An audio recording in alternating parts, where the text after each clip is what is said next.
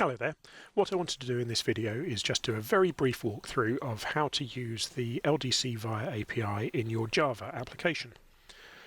So I'm logged into LDC Via as public at ldcvia.com, and I've got my API key from my user profile here. I have access to two databases that we're going to go and get the data from and work with using the LDC Via API, which you can access at api.ldcvia.com. And we're going to make use of three different methods here today. We're going to get a list of all of the databases that the user has access to. We're going to get a list of all of the collections that are in the first database. And then we're going to go and get a list of all of the documents in that first collection. So, switching to our Java editor, Eclipse in this case, what we're going to do is have a very basic Java class which goes and gets some data from our API and puts that and prints that content back out to our console when we run the Java application. So the structure of the application is split into three parts. We go off and get a list of databases, then we go and get a list of the collections within the first database that we find, then we go and get a list of the documents in the first collection that we find.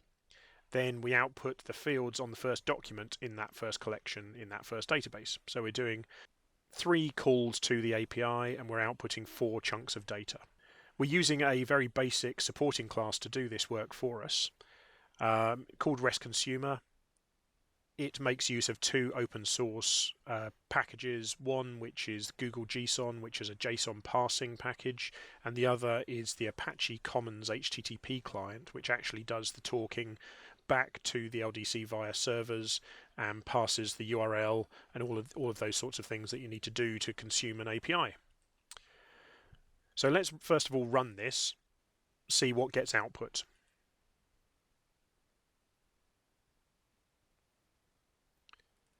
So if we look at the output here, we can see that we've got the first database in the response called LDC Via Demo.